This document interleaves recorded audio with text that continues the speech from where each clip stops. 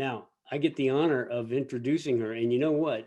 We all know her as a really smart cookie, right? I keep telling her that.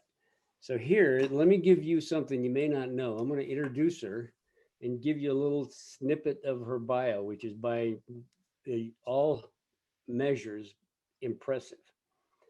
She's born and raised in Bangkok, Thailand, moved to the US and finished the last 2 years of high school at United Nations International School in New York.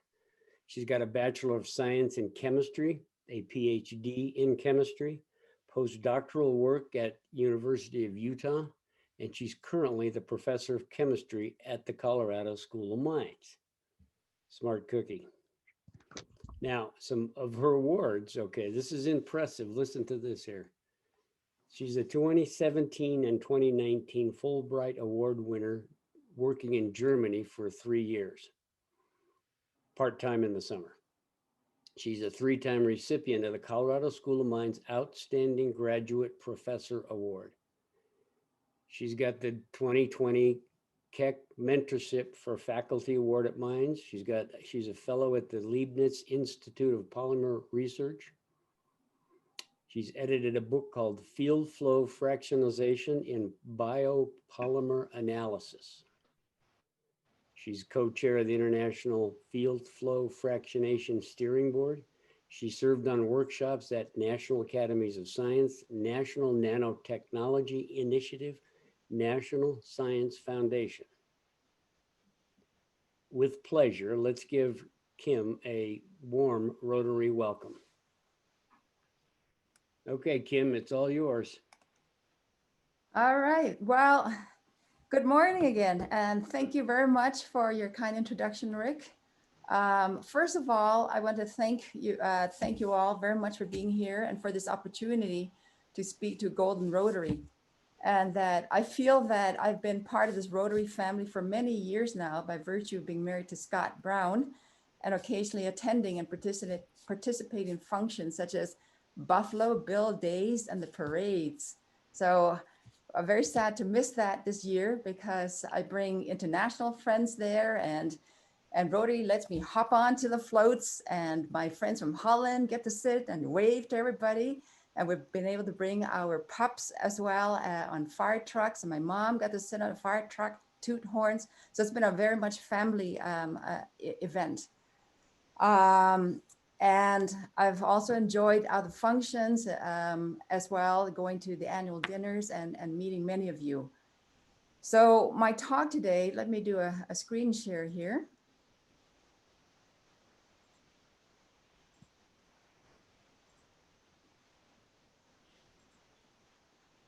Is titled Around the World in 90 Days, Realizing the American Dream. But this is not where I'm going to start my story, right? My story actually starts from my childhood in Thailand. And so as I was growing up, I had what appeared to be a learning and a speech impediment. And my parents prayed every night that I wasn't mentally disabled. So for today, you can see that their prayers were answered since I don't appear to have a speech impediment or I've masked my learning impediment very well. But as it turns out, my learning impediment was actually refusal to memorize and repeat answers without understanding. So I still remember sitting in the kitchen with my aunt who was trying to teach me that 2 + 2 = 4. And I didn't understand why 2 + 2 = 4. And I refused to say the answer was 4. And that was not the type of math that I wanted to. That was not the way that I learned things, not by memorizing. Also, unbeknownst to my parents at the time, I was also short-sighted, so I couldn't see the board, couldn't see things. And I didn't have my 2 front teeth. And it turns out my tongue was longer than my mouth. So all of this added to a child who could not seem to learn, who could not incorporate things, who could not remember things. But it all straightened out by the time I was in grade 2. But now you must remember too, that this is coming from a child who's growing up in Thailand. And that at the time, at the beginning of the school year, our concerns and what I was more involved with, was vaccinations for things like cholera, for smallpox, annual X-rays for tuberculosis. And so vision and allergy tests for kids were just not done. That was not even in the list of to-do things. Okay, so I attended the Ruam Riddi International School. The picture of what I show here. And what was very unique about the school was that Ruam Riddi International School, or RIS for short, was started in 1957 by the Redemptorist Fathers. In other words, I went to a Catholic school, an international school that was a Catholic school, and that I was an avid reader of the Bible and biblical stories. I learned the Lord's Prayer, did all this stuff on my own because I was just really curious about the other aspects of this international school I went to. The picture that I've shown here just shows a perfect union of a Catholic church and integration into a Buddhist society, and I am Buddhist, in that this is a what looks like it's taken aspects of a temple, Thai temple architecture, but this is actually the main building, and this is the actual Catholic church. I've actually attended masses in here as well. Again, part of the curiosity about the Christian faith. And the school itself was behind this building, and that's where I spent basically from grade 1 till grade 10. Another interesting aspect of this is that the school was run by the Catholic Church. So my favorite teacher was grade 2, was Sister Elizabeth. Mother Superior was, Frances Xavier, and she was the principal of the school. And it wasn't until many years after I'd left Thailand that I realized that the students who were Christians went and learned all the things that you learn, I guess, as part of, the training there. And the students who weren't Christians like myself went to morals class. And it wasn't until many years later I realized that they sent me to a morals class. And I don't remember a thing of what they taught, but hopefully there were things that were absorbed and stuck. Outside of school, my parents gave us kids swimming lessons. They had made sure that we knew how to swim. And one thing led to another, and we ended up on the Thai national swim team. So these are pictures of me standing here in the medal ceremony. And this is a swim mate also from the Thai team. So we would have meets that were just internal meets in terms of in Bangkok with the British club and the American club. Okay, and we also had international meets that I participated in that was either within just Asia itself, or so mostly within Asia. So the swimming part had a very big impact on my life and who I became, because this is where I learned about grit and perseverance, two traits that have served me well. What I also very much liked about swimming is that while it was an individual sport, it was also one where you competed against your own best time. So for me, if I won, that was great. If I didn't, as long as I improved my time, that really was my objective. Fortunately, a lot of the times I was on the winner's podium, and that then actually presented many more opportunities from there. Some of those opportunities included going to exhibition swims, right, as part of the national team. So we'd go around Thailand talking or doing swimming exhibitions and helping swimming programs start in other provinces in Thailand.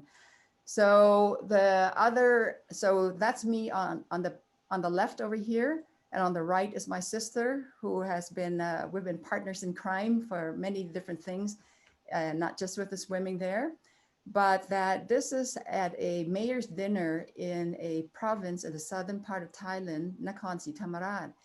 And I still recall that they just dug out the hole for the swimming pool. And they just patted back basically all the mud, filled it with water, and we just dove in there and did our swimming thing, and we came back out, right? So they were trying to start up a program for local swimmers that they could then send to Bangkok for possibilities as candidates for the national swim team. And at that evening, the mayor had a dinner to honor all the national team swimmers. And being the only English speakers on the team, we were inevitably pulled up onto the stage to sing American songs. So this was just one of the more embarrassing moments of my life, having to stand on a stage in front of everybody, singing with my sister. I still remember singing the song we sang that night was Top of the World, which of course the musicians in the back had no idea what the song was about. So there was just this beat that was going on in the background, and we just did our entertainment. Okay. So, so this was just gives you a little bit of a snapshot of my life in Thailand. We had the swimming, we had our going to school, the international school. So that's where I learned how to speak English because the school was carried out in English. I started learning French from grade 3 when I was 8 years old. And so that this then set us up very nicely then for moves to other countries.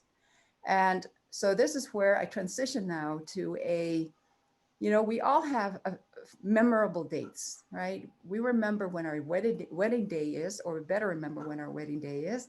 You remember when your children and your grandchildren were born. But outside of this, is there a particular day or two that really stands out in your memory as significant days that really change your life? Okay. So I'll give you a moment to think about that, because I'm going to share with you what my memorable day is. And that memorable day was July 4th, 1976. Okay. So 1976, July 4th, this is the bicentennial.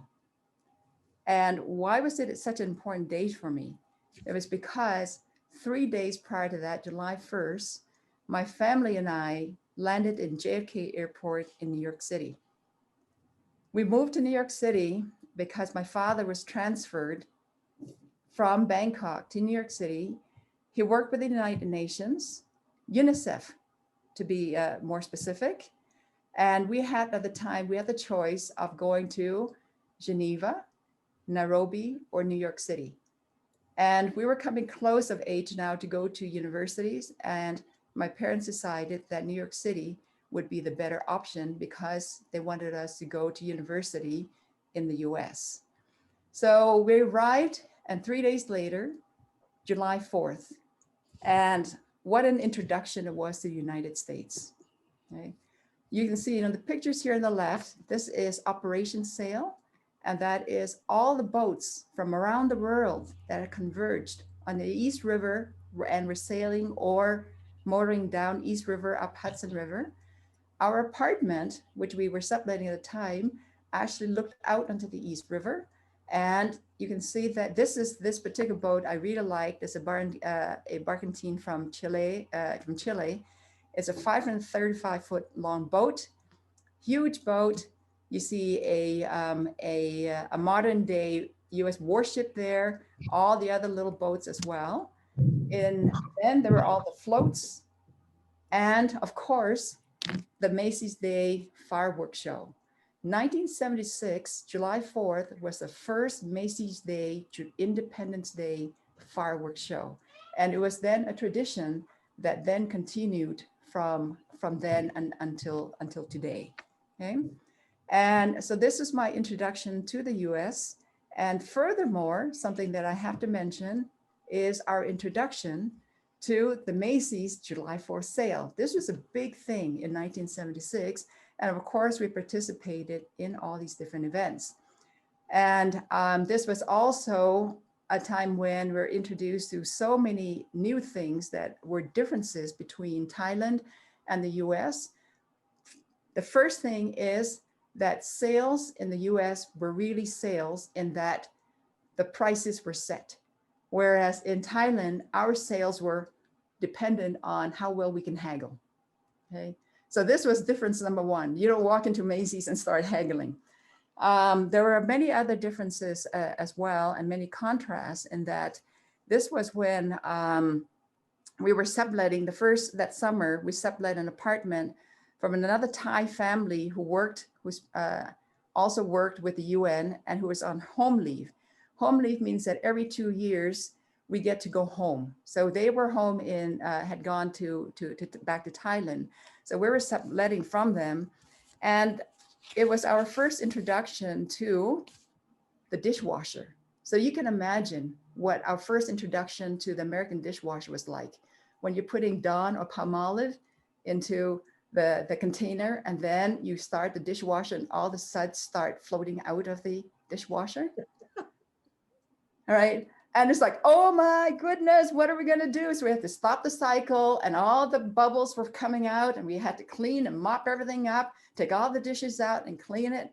And we didn't touch a dishwasher again for a long, long time, 10 years, 15 years, because we thought this didn't work. This technology didn't work, but obviously we didn't know how to use it. The second thing was that, much to our amazement, the pans and the pots and pans that this fan was using were really dirty by Thai standards. So we got those SOS pads, we scrubbed the heck out of it, we made everything shine. It wasn't until years later on we realized we'd scrubbed the Teflon off all their cookware. So there were little things like that was an adjustment. My sister and I continued our swimming. So we went to a public pool in New York City, and we're swimming when this man approached us and said, "Girls, we have a swim meet this afternoon. Would you like to join us?" Well, we said, okay. So we did. We joined the meet, and they didn't have a separation of girls and boys. And so all the girls and boys were swimming together, and we beat all the boys. So we got our medals, and the boys refused to swim anymore.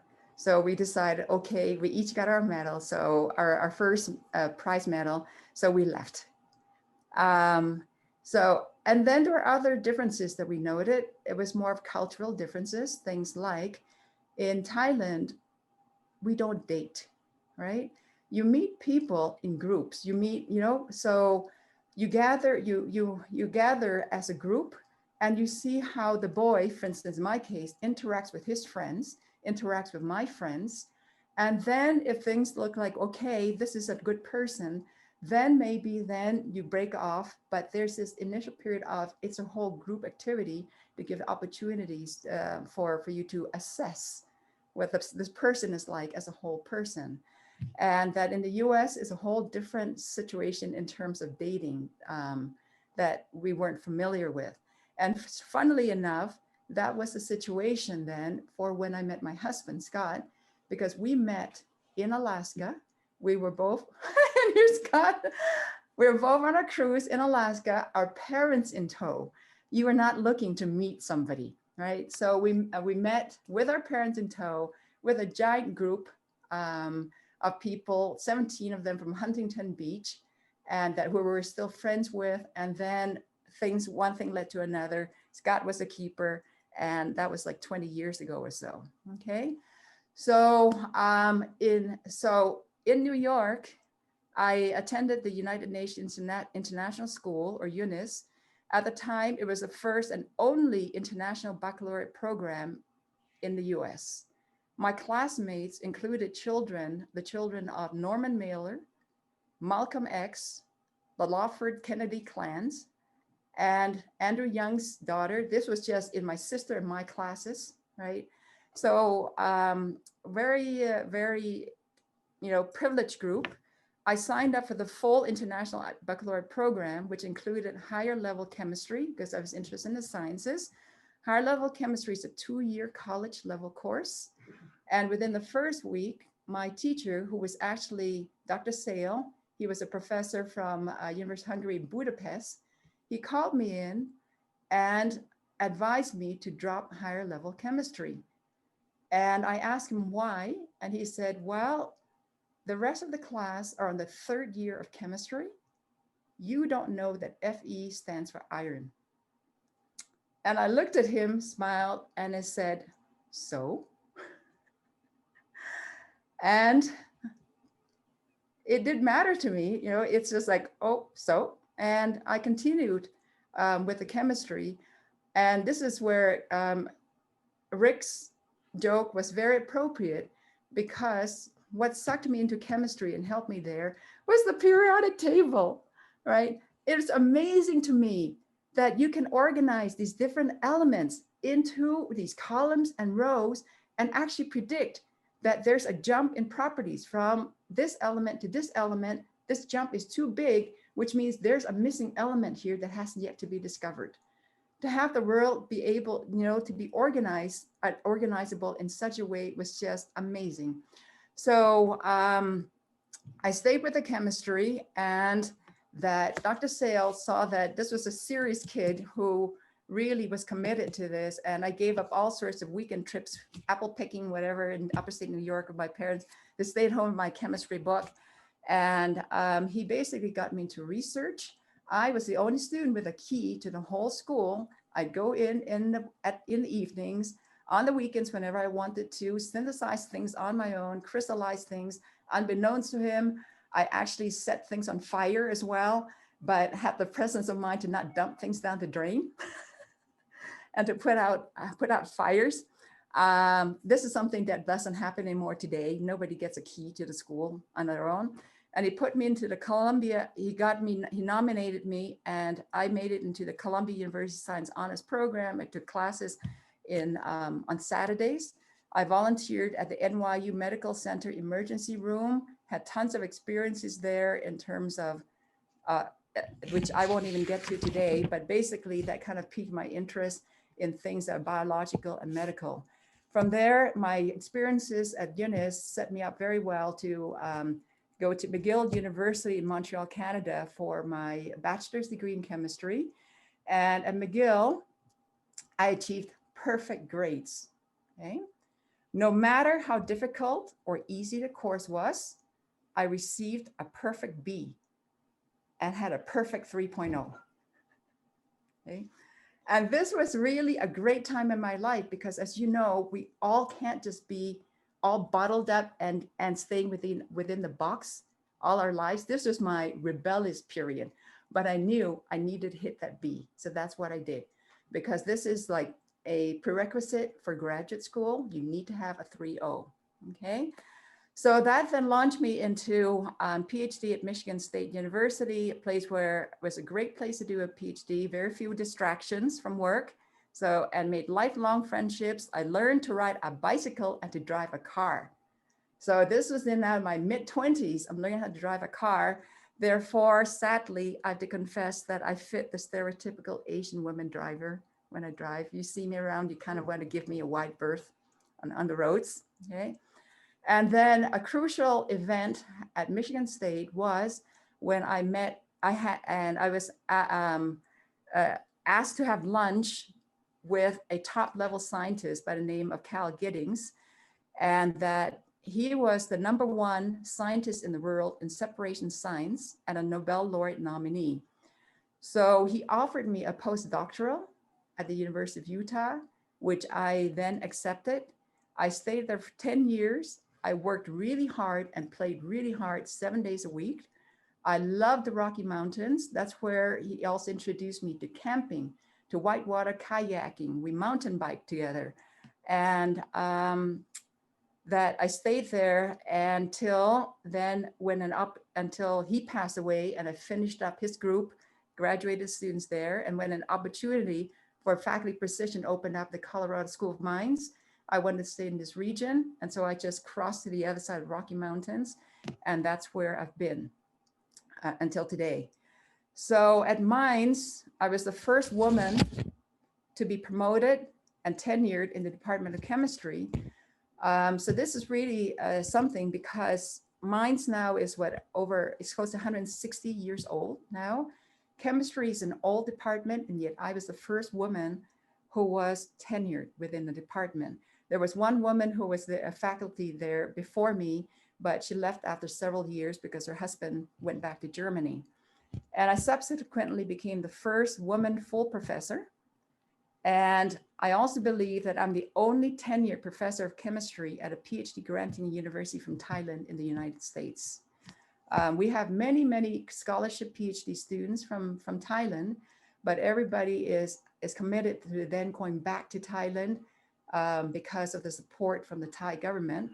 So there are tons of faculty who or students who go back to become faculty members in Thailand, but don't stay in the US. And also the journey here has had its challenges because the Asian culture is very different what is needed to be successful in academics in the US, which I won't go in right now because there are other things I wanted to cover. So as a result, of many of the things that I've figured out along the way, I actively support faculty, particularly women, and I was subsequently nominated and received the Minds Mentorship for Faculty Awards this year. And I also help out students as much as possible because, again, the Asian culture is one where you're very humble. You don't talk about yourself much, but that there are many things that I've had to adapt to. So in the remaining time, what I like to do is to talk about what I do when I'm not in the classroom teaching. And that is my research in analytical chemistry. So my research area, as I mentioned, is analytical chemistry. It is basically measurement science. I develop new ways to make measurements that are not currently possible. And it's an essential step to studying complex biological systems, environmental systems, consumer products. You need to be able to make measurements in order to understand what worked and what didn't work, okay? And I love this quote from George Whitesides, who is a professor of chemistry at Harvard University, and basically saying that revolutions in science occur when new analytical tools make possible new types of measurements, okay? And so as I'm developing the new measurement methods, this now allows me to work with scientists in other areas to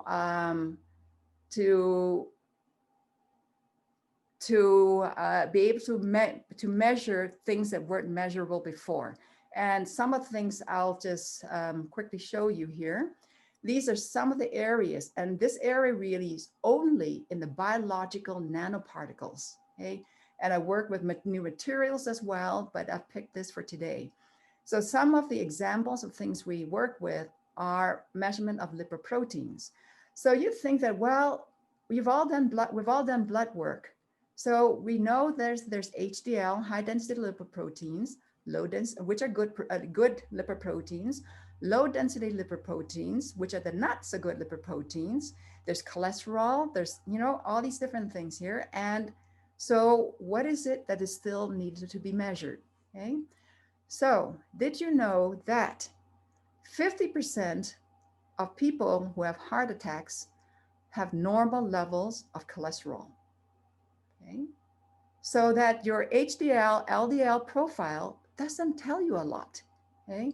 And the schematic I've shown here of a lipoprotein molecule, it can consist of lipids, it consists of proteins, it consists of cholesterol, which is this yellow patch over here. So these are carriers of cholesterol.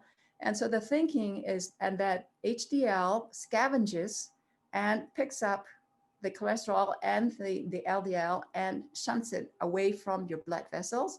The LDL tends to attach to your blood vessels and cause plaque formation, and this is where you have a problem, okay? So, but this obviously doesn't tell the whole story. And this is where we are brought in to help develop more of the story and to understand, because there are more classes of lipoproteins than just HDL and LDL and VLDL. And even if you look at a lipoprotein molecule, there's a lipid, and lipids, there are multiple types of lipids. There are many different types of proteins, okay, that are composed, that make up a lipoprotein molecule. And so what we're doing is that we're helping to answer, develop the methods and working with the collaborators to answer the questions of, are there other types of lipids or proteins that would be a better marker for cardiovascular disease, also for kidney disease. And so I've sent a couple students to the CDC. They've been working in the CDC on looking at just this question. I work with the University of Michigan, the nephrology department from medical school, to look at biomarkers for kidney disease, and that that some of the evidence that is starting to pop up is showing that there's a different type of molecule that is a lipoprotein A that might be a better biomarker, and that there are many more, but this is now the one that has been emerging. But this is something that you don't get regularly tested for, okay? The CDC has pumped millions of dollars into using the techniques that I work with to develop a new gold standard for blood analysis for lipoproteins, and that they want to be able to roll this out as I said, as the standard method. And so this is one of the things where they're waiting for me to come there and to bring them over the hump. And I'd like to be able to do that one of these days, especially things have been put on hold because of COVID, okay? So that's the story of lipoproteins. The story with extracellular vesicles, these are is a really interesting story. And with this one here is that all our cells actually shed particles, okay? And that the particles have lipid layers. They look similar to this cartoon here. And I'll pick on only one area. And the area is this, is that of mammalian cells, of human cells, is that for the longest time, all the scientists and medical professionals would look at images around, and they would see these fatty little globules floating around, and everybody thought, oh, these are just fat globules. There's not anything important with them. One day, somebody had an epiphany, and the epiphany was, holy cow, there seems to be more of these fatty lipids around tumors. Could there be a link? And that's then when a whole new field started up 10 years ago on something called exosomes. And that these exosomes actually they talk cell to cell. And that now we're looking at the University of Colorado Anschutz campus has pulled me in to see whether is it possible to load drugs into this if these exosomes have a propensity to migrate towards tumor sites, and that might be one way of delivering drugs, okay?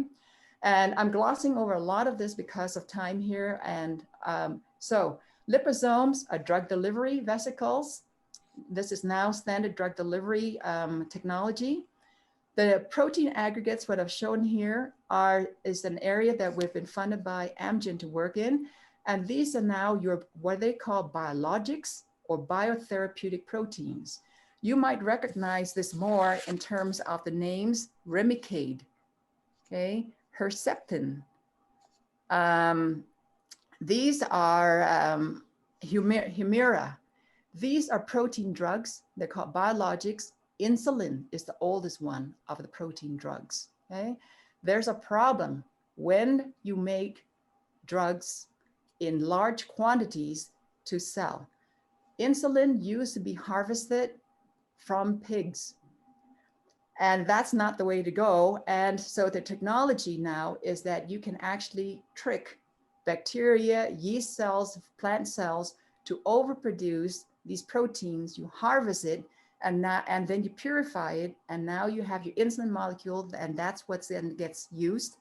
But when you try to trick nature, nature has a way of getting back to you, and that these now proteins tend to aggregate. So the insulin molecule is no longer in the form that is active and usable when it aggregates, okay? So now the potency of your biologic is now decreased. Furthermore, when the protein aggregates, now you have a clump of proteins, it starts looking like a virus. So the FDA had thought, is there a possibility that this is now making the person even sicker because the body is mounting the response against the virus? So this, of course, has all the drug makers, manufacturers scrambling, because this is now their big cash cow.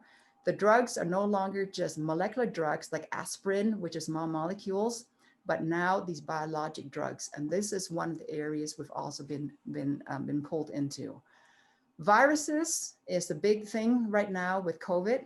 And so this is an area that I have not worked a lot in, but again, this is a project that the CDC wants me to also work with them on, because you have to determine the potency of these vaccines that are being produced, and that some of the times that there's certain things that just don't work.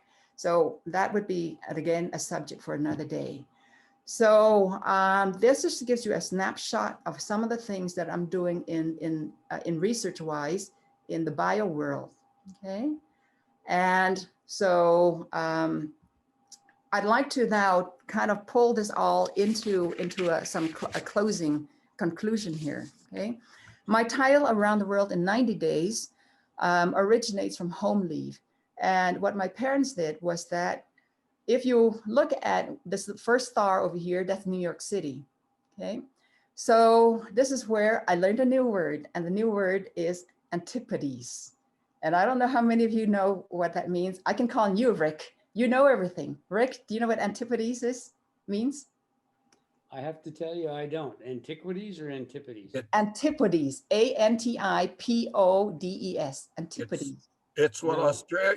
Australia is to England. It's the other end of the world. Exactly. Great. Yes. If you were to dig a tunnel from one spot to the other, where would you show up? So then Antipodes for New York City ends up in the middle of the Indian Ocean, right outside of Perth. Okay. So Perth is close enough to Bangkok, which is just several hours by flight up, which meant then that what we could do on home leave is that we could go either the Europe route or Asia route to get to Bangkok. And so what my parents did was that we would go then, basically, we would go the Pacific route, go hit all the Asian countries, spend 30 days doing that, 30 days in Bangkok, and 30 days going back to Europe route, okay? So that's around the world in 90 days. Now, realizing the American dream, okay? So in wrapping up here, I'm gonna tell you something about myself that no one knows, okay? And that is, I'm the first PhD in my family. I'm the first generation college graduate. I'm the first generation high school graduate. And my father is self-educated, highly gifted, worked really, really hard, made it possible for the children to have the education and opportunities that many people in my country don't have. And I can say that my family and I have realized the American dream. So thank you for listening to my story.